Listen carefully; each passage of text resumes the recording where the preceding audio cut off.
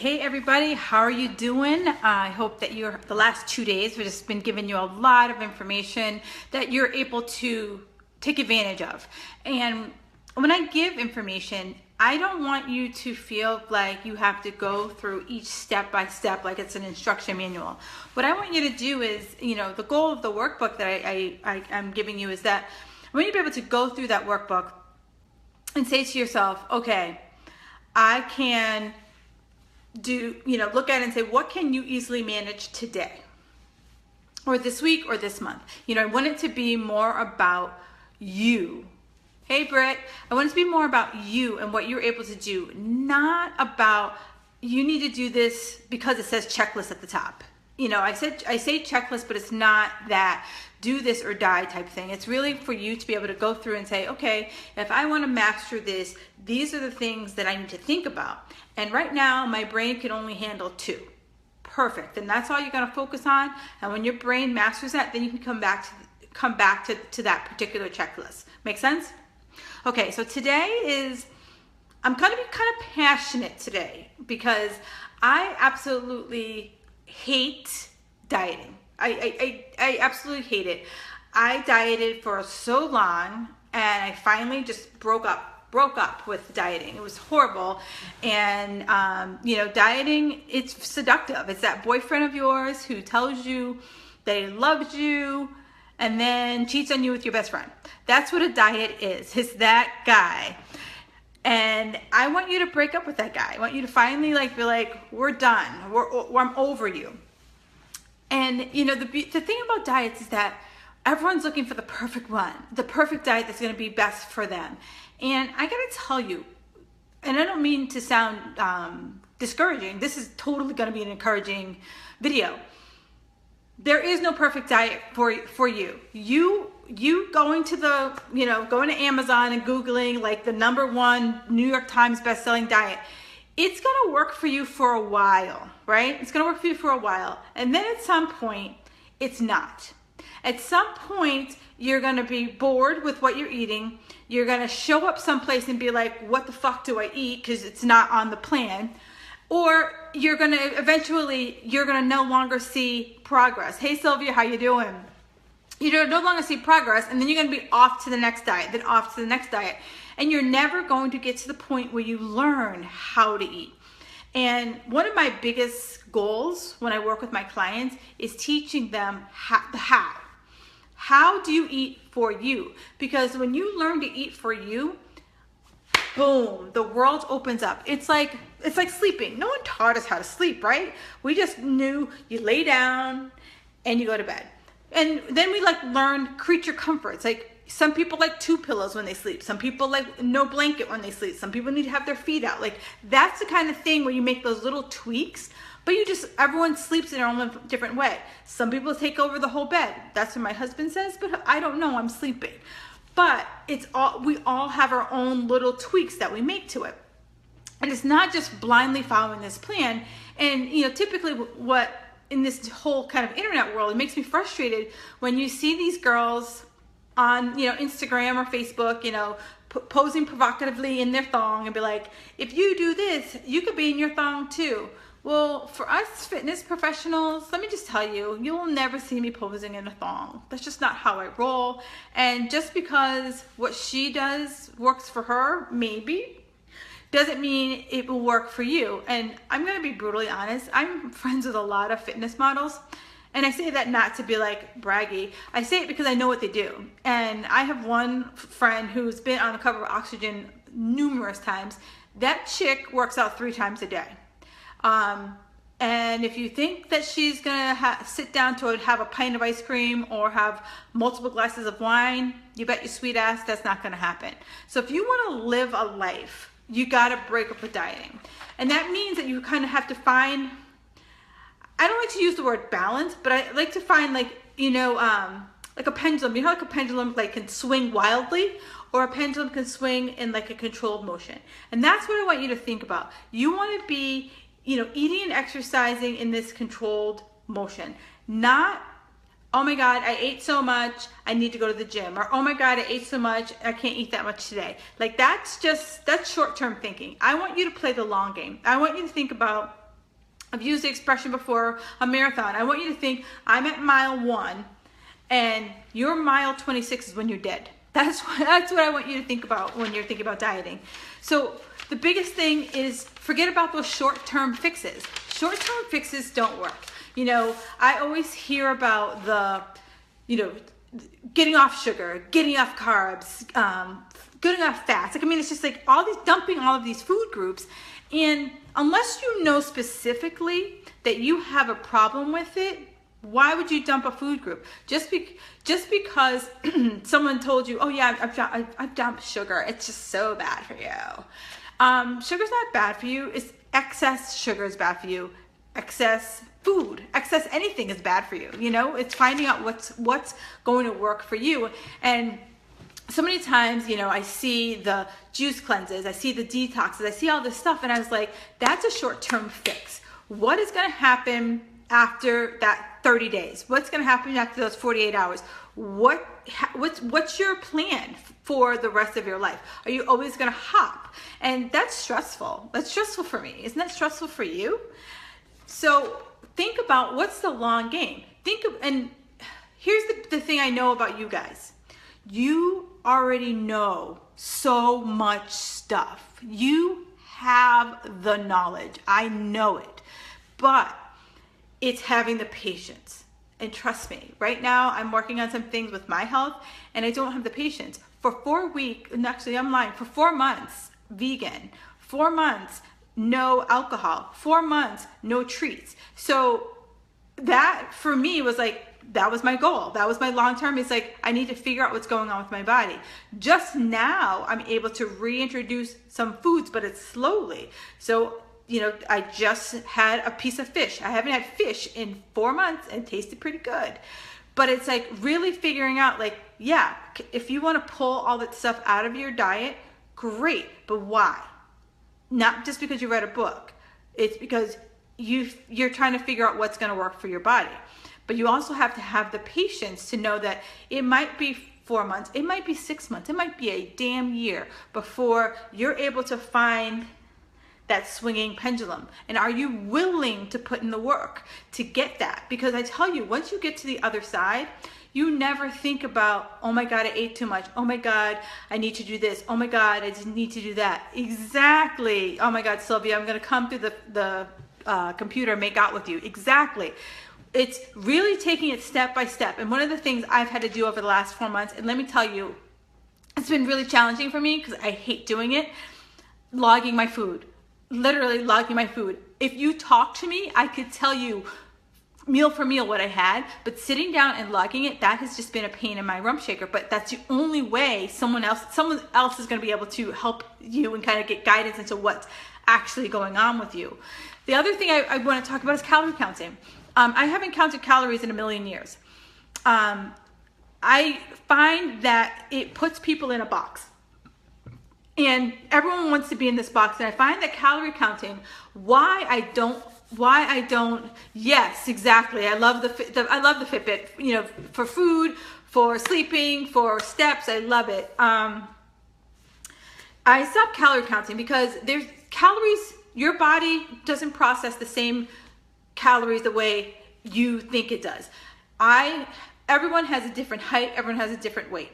Everyone has a different metabolic action that happens inside their body. And so you're sticking this like static number on a moving target. And it's kind of like, the best way I can describe it is if you think about what 100 pounds looks like. 100 pounds looks different on everyone's different frame. You have some people who are 100 pounds and they look blocky. You have some people who are 100 pounds and they're like long and willowy. It's just no real correlation. And that's the same thing with calories. The other thing I don't like about calories is that if I say eat 1,000 calories, you could have 10 of those 100 calorie packs of Oreos, 10 of those 100 calorie packs of, Snicker bars. Is that good nutrition? No, you ate 1,000 calories and it doesn't give you guidance as to what nutrients go inside of that. The other, and then on the flip side, there's this movement about if it fits into your macros. And that movement, it's basically setting you up for bad behavior. And what I mean by that is that, most people say, they, come up with all these calculations of, how many grams of protein, how many grams of carbs, how many grams of fat. And as long as your macros add up, you can eat what you want. And the same thing comes true. I could eat all of my macros filled with shitty foods that have no nutritional value. But because it hits in my macros, do you think I'm going to lose weight? Do you think I'm going to get healthy? For some people it works, but not for everyone. And if you're looking for a way to, have your cake and eat it too, that's not a healthy lifestyle. I always say to my clients, yes, can you have I look at treats in two ways. Some people are like a meal treat. So like some people like to go out to a nice dinner with their family and have a nice dinner and not think about what they're putting on their plate. And I'm like, rock on, as long as your portion size are great, rock on with your bad self, enjoy, do that 2 times a week and rock on. And then some people are like, they want a little treat every day. And so I'm like, okay, fine. One of my clients used to always get those Justin peanut butter cups, and every day she would have 1 peanut butter cup. That was her thing. Every single day she had 1 peanut butter cup. It kept her sane. It kept her happy. So there is balance. There's not this, I'm never going to have a Justin's peanut butter cup again. I'm never going to go out to my family and have food, a meal again. Like that's not how it is.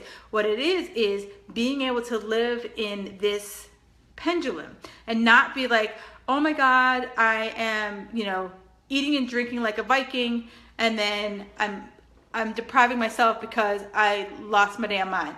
I'm off again, and then I'm gonna deprive myself. Like that's painful. It's painful for me as a coach to watch, and it's painful for you because you're just like, what the fuck? How am I gonna get through life if this is what it's all about? And it doesn't have to be that way.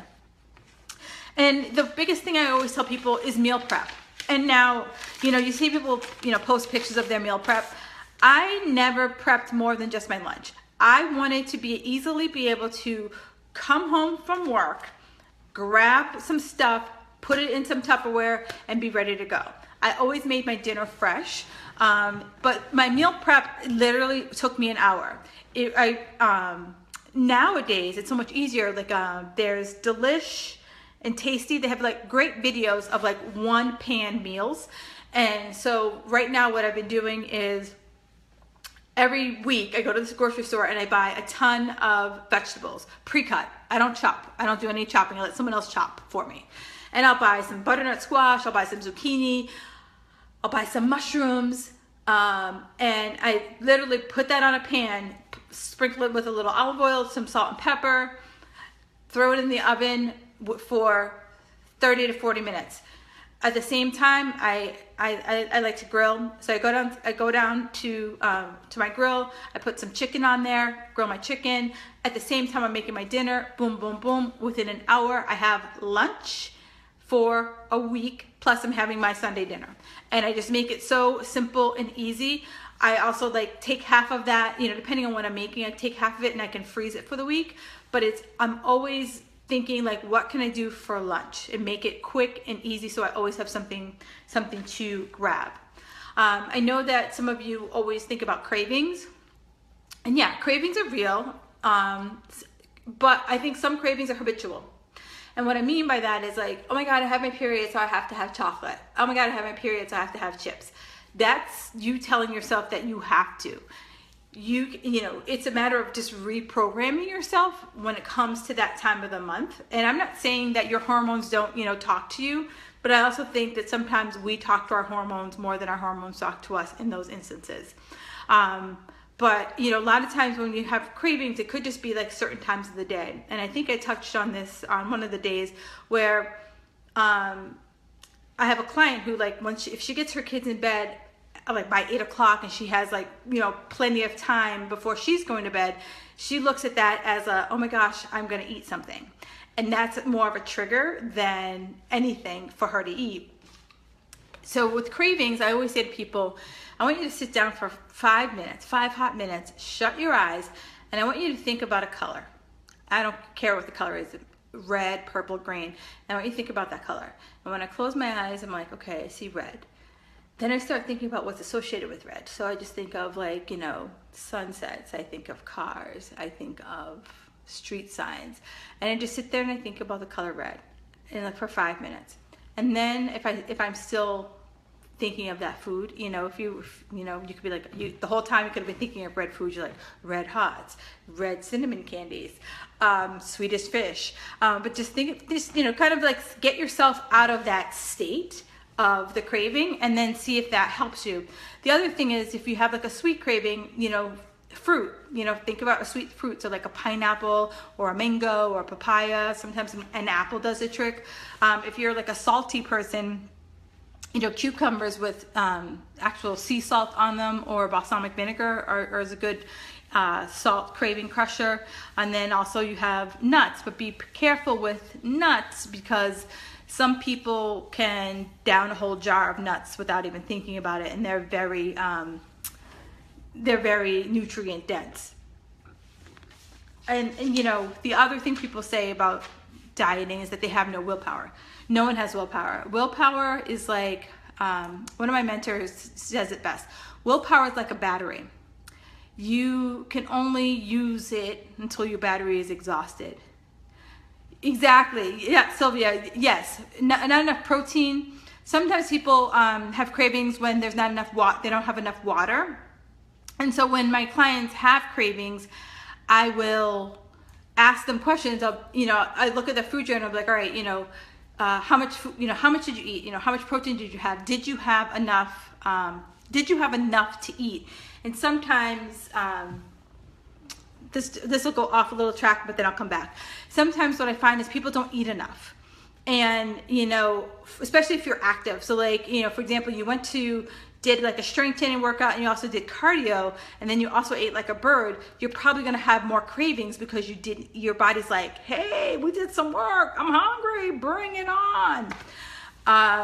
So I find that, but yeah, and then Sylvia, that's part of the biggest thing, is knowing your body, starting to listen, because our bodies talk to us. Our bodies will tell us, hey, I like this food. Hey, I don't like this food. Hey, you didn't feed me enough today. Hey, you overfed me today. And if we listen and we track and we pay attention, that's how we start to come to our own reality of what food works for us, what diet works for us. But yeah, that's awesome that you're awesome finding about your cravings. You know, back to willpower, there's no such. You need to decide your goal. And, you know, whenever anyone says to me, oh, I fell off the wagon, or oh, I have no willpower. And I was like, well, what's your goal?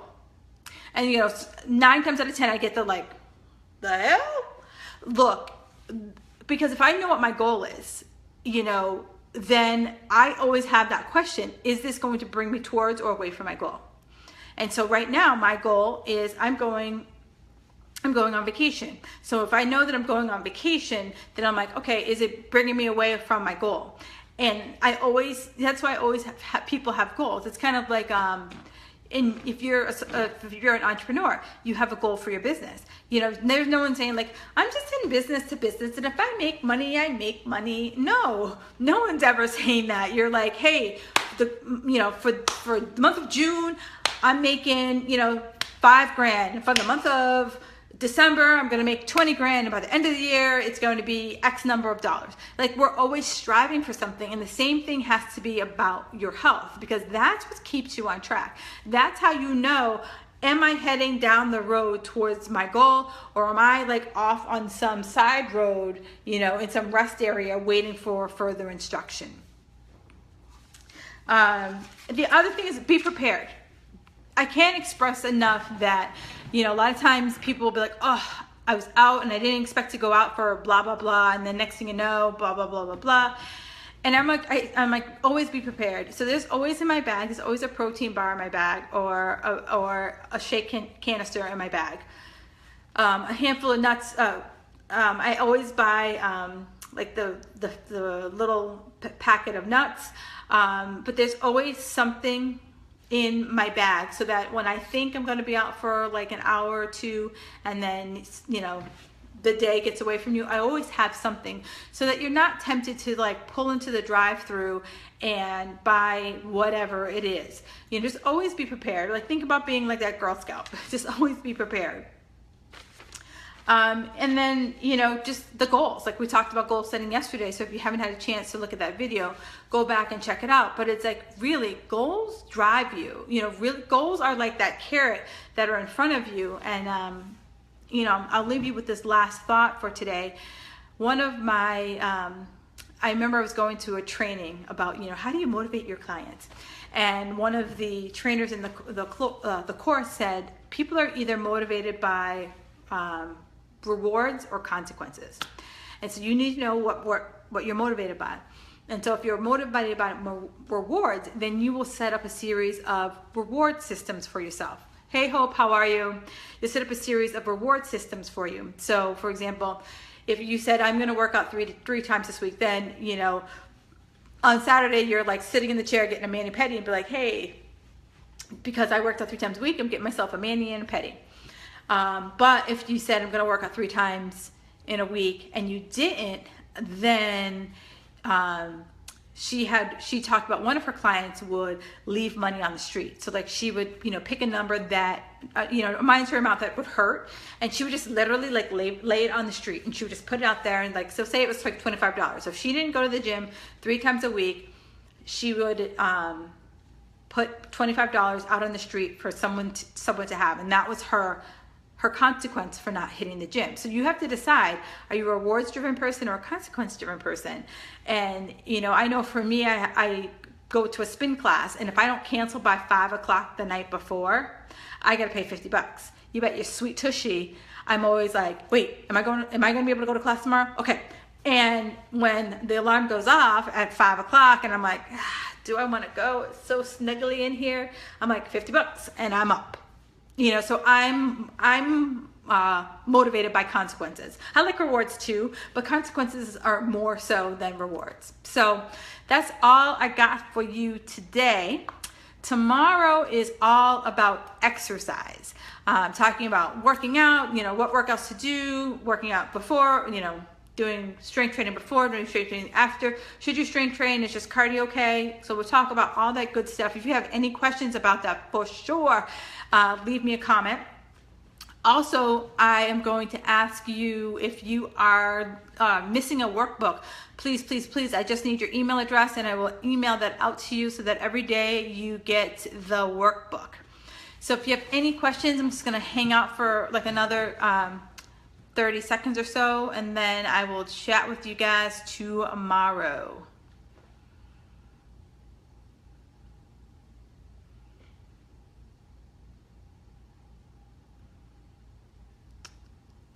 All right, my friends, I will see you tomorrow. Have a fantastic evening.